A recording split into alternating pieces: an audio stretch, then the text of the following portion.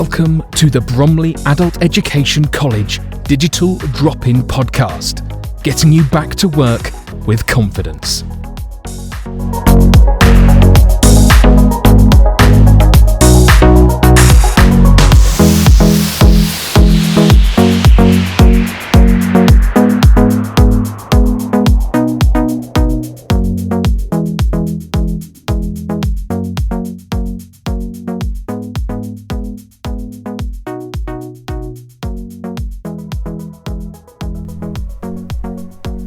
Hello, I'm Jill Collier and welcome to episode 25 of the Digital Drop-In Podcast. Today I am with Kate Hamblin and there's several things I want to talk to Kate about. I know she has been a mobile beautician for some years, but I also know she's been busy for about the last 5 or 6 years, retraining, upskilling. I have no idea quite what put her on this journey, but I'm sure we're going to find out. So hello, Kate. Hello. Kate, you have been a very busy mobile beautician for how long? I have been mobile for the last 13 years, but I've worked in salons and spas for the last 25. Right, oh okay, so you didn't train and become go straight into mobile. You worked previously in spas or salons and things. Yeah. So where does that journey start? How do you train to do what you did to be qualified to work in spas? So I left school and did a NVQ level 2 and 3 in beauty therapy down at West Kent College. Right. And that was a 3-year course. At the time it was hair and beauty. Right. But I soon realised I wasn't very good at hair. Hair wasn't yours, so no. you went down the Stuck beauty. with beauty. Yes. Yeah, and then went into work, really, straight into work. Worked in London for a little while and then pretty quickly got a job in a spa up in Leicestershire. In Leicestershire? Yeah. Oh, right. So moved up there into staff accommodation. We used to live in the staff houses and we were minibused into work every day. So I was there for about 2.5 years. And what prompted you to move from London to Leicester? Well, I think just having a change. I mean, I didn't go to university, so it was just to get out of the local area and do something different. And the training you got in health spas at the time was just immense. And the experience you got, to have that on your CV would open a lot of doors into other work. Oh, okay, right. So although you went in with qualifications, you're also learning more and more on the job, aren't you? Yeah, I think with a lot of jobs you can do work experience and get hands-on while you're training. With beauty, you can't do any client work until you're trained. Of course, yes. So it's always going to be a journey after qualifying. Right. Okay. And so at that point then you were doing massages, would it be? Or what were you doing in a spa? Oh, in a spa, a lot of massages. Yeah, a lot of massages, because people would come for 2 or 3 days and part of their package would usually include a massage. Right. So a lot of massages, not a lot of waxing, mostly massage, facials,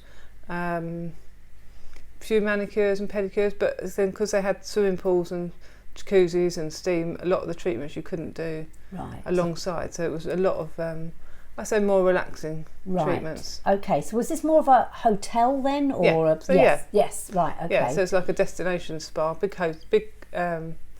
big hotel strokes sort of spa. You'd go in and like the old health farms. Yes. But they by then they'd sort of just started to change to more. The food was much nicer and you could eat a lot and drink a lot. And yes, now you've said that, it. I do remember there was health farms where you were given a lettuce leaf all day and So it would have once been a health farm. Right, I'm with you.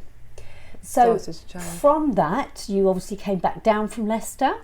I went from Leicester to South Carolina. Oh my gosh! Yeah, I didn't know this. A friend of mine who I'd met at the spa, she'd gone out for 6 months to South Carolina to work and got homesick, so I went out to cover her. Right. So I was only out for 3 months and then came back. So how does work permits and things like that work? Or it just does? Yeah, it just does. Yes. So they apply for the work permit. At that, I mean, it was a long time ago, so at that time you things had... were more flexible probably. In America they train differently, so they're either aestheticians are just facialists, or they're just massage, or they're now. So Okay. it was on a private plantation in the middle of nowhere. So to hire, you'd have to have about 3 or 4 Americans doing the job that one person with an overall qualification could do. Yes. And it was very hot, so they'd only employ people during the winter. So it would be always be a temporary sort of contract there. So it was never going to like a permanent. But it was job. an experience. Yeah, they for should sure. each season would take on somebody. Yes. So from South Carolina, you went to. Yeah, and moved back home, and then I worked at the time. It was in Bromley. It used to be the old Bromley Health Lido. Big years ago. Yeah, I can't think where that is. Was on Bath Road. Oh yes, of course. Yes, it's where the oh, what is it now? It's the Virgin. Virgin. Yeah. But it was. I did my work experience there when I was at college, when it was the old Lido. Right. It was the old okay. sort of out. Yes. And then it was knocked down and Holmes Place was built. That's right. So I then started with Holmes Place, but the salon in there was sort of privately run. Right. So I was there for 3 years. It was bought out by a bigger company that owned lots of different salons, spas, within Holmes Place buildings. Right, so I went over to Merton Park and Wimbledon and opened the salon at Streatham. So it gave you lots of experience then, lots of different places. So I then sort of supervised those ones. And at some point you decided you wanted to just branch out and do your own thing. Yeah, so when I had I'd always do, because you'd always do a little bit of your own sort of work as well.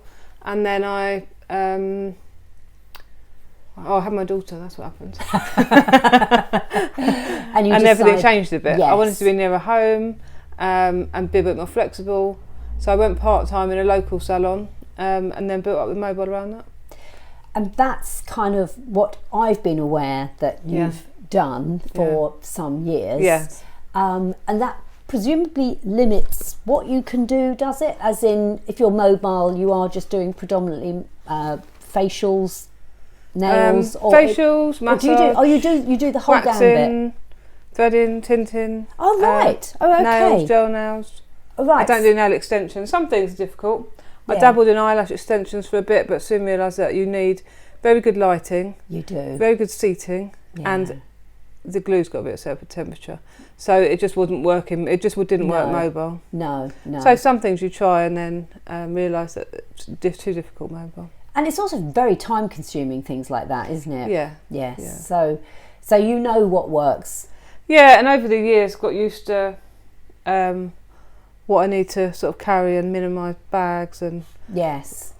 And so are you happy doing that? I think I'm going to ask what made you think about doing all these extra qualifications that I'm absolutely in awe of you from, but you were doing your mobile technician, beautician, yes, and making a living out of it, presumably. What made you look to think you might want to upskill or do something in conjunction with that? Well, I did IT. Yes, and that I think I was thinking about that as I was driving here. I think that was probably 2017, was it? Or 2018? Yeah, I think so, about that, wasn't it? It was that sort of time scale, I think. Because I remember when you came to me, your father actually did your Excel spreadsheets for your he used to books, try and do my accounts. Yeah, it was really I did it to try and be able to do my own spreadsheets. Yes, and very successfully. Yeah, I can. Absolutely. Yeah, it's been really useful. I've used it loads actually. And from that, you then took it upon yourself to redo or do your GCSE Maths and English, didn't you? Yeah, so I then went into, I thought of sort of branching out a bit, and I thought I would go into teaching beauty or to explore going down the adult education to do some training. Because if I can't physically, I'm not getting younger, and if you can't physically lift stuff in and out of a car, I think you're a long way off that, Kate. then it's good to have a backup. And do you? I mean, I'm just curious. Do you need English and maths to do? Yeah, I say even to teach beautician. I don't mean that in a dismissive way, but I find it interesting that your skill set wouldn't speak for you, but clearly not. I think now because they were saying that teenagers can't leave school now without their maths and English GCSEs. Core subjects, yeah. So therefore, you shouldn't be able to teach without having your, which makes it does make sense. It's just that sometimes the people that have the skill sets may not be the people. An extreme example, I remember when I was doing my teacher's degree, is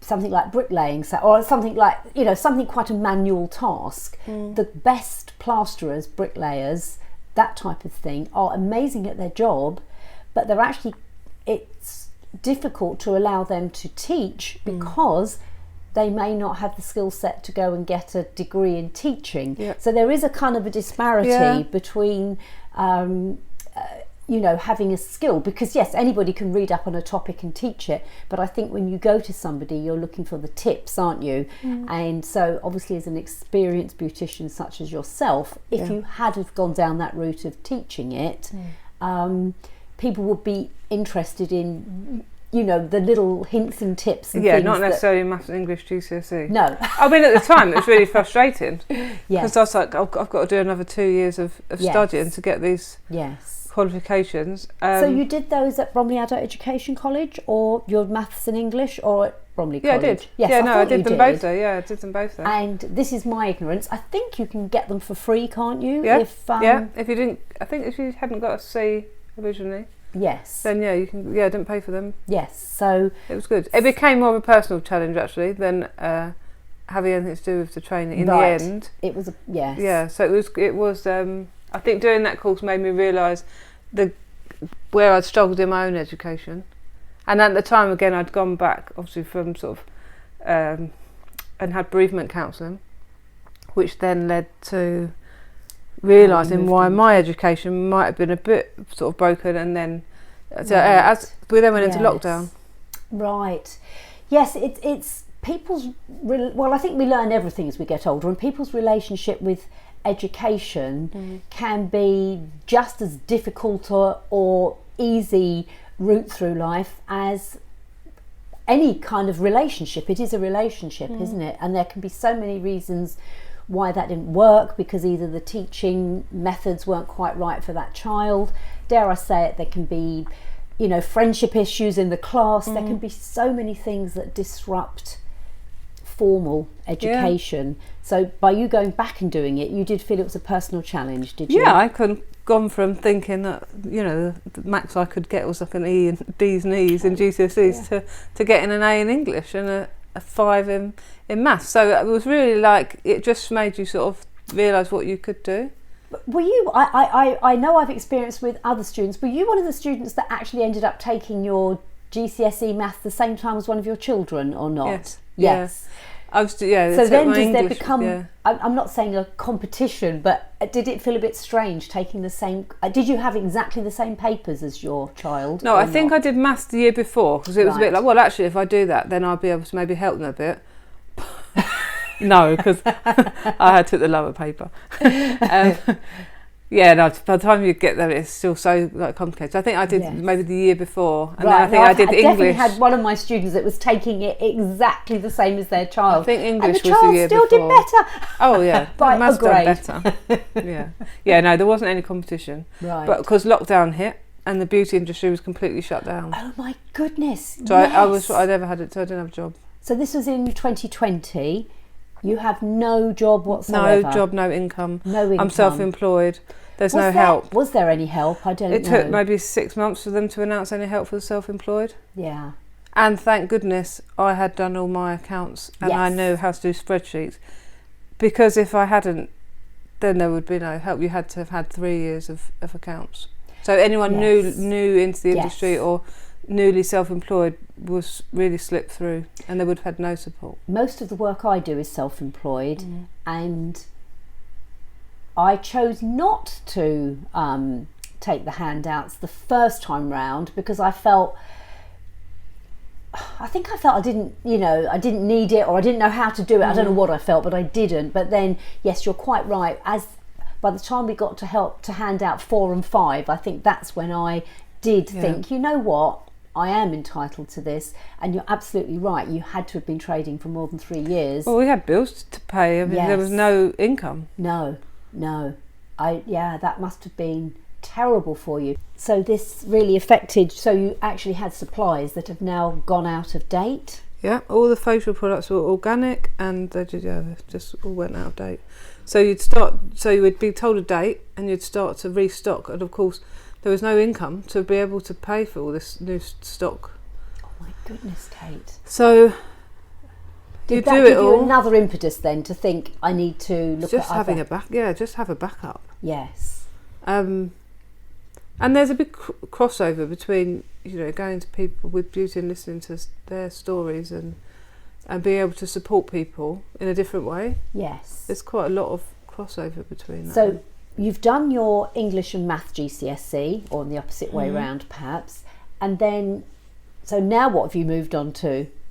Then I did the introduction to counselling skills at Kentwood. Yes. Just to see just see what it was like. Yeah. And you liked it? I thought I'd just see. I had no intention of going to counselling actually. I just thought it'd be, I'm in lockdown, I can't work, let's do something. Oh, so you were doing the course online, were you? Some of it was online, yeah. Right, or okay. It just started. I think I just started it maybe and it finished. Because the interesting thing is you can actually offer counselling online. Some people prefer it, don't they? Yeah. So each time really, then I thought I'd do level 2, but I had to go to Bromley College to do that because did I? No, I think level 2 is what I think is at our college. I think that's what I did at our college. But I couldn't do it there because it was with the dates didn't match up on the days I was working. Yes. So I did 2 and 3, and each time I just took it. If I don't ever use it, I'll just learn a lot about myself. I know, it's so good, isn't it? I did my counselling, the only level 2. I'm not up to your. I think it makes me a trained listener or something they call it. But you've just gone on and on. So level 3 is a year, I think, and level 4 is 2 years. Is that right? Level 4 is 2 years. So that took a little bit more consideration. So I spent 6 months volunteering. And before deciding definitely to do level 4, because it's quite a financial investment, as well as taking that time off of my sort of beauty work to do that. I'm in my last year now. So level 4. You're experienced at running your own business. You're experienced at running your own books. Yes. I think you should be immensely proud of yourself for the business that you run and run very successfully, and for then taking time to upskill yourself so that you are future-proof for anything that life could throw at you moving forward. Well done, Kate. I've really enjoyed this chat with you, and I look forward to speaking with you again in the future. Thank you so much for your time. Goodbye. For help with all your job searching needs, do visit one of our digital drop-in venues. On a Monday, we are open 12:30 to 3:30 p.m. at our Poveris Centre, and on a Tuesday, we are open 10 a.m. to 2 p.m. at our Kentwood Centre. In our sessions, we offer free use of computers for job searching, advice on creating a winning CV, plus lots of short training courses to gain skills in the digital world. This podcast has been produced by Bromley Adult Education College. For full details of how we can support your return to work, visit our website www.baec.ac.uk and search for Digital Drop-In. Don't forget to subscribe to this podcast to receive notifications of new episodes.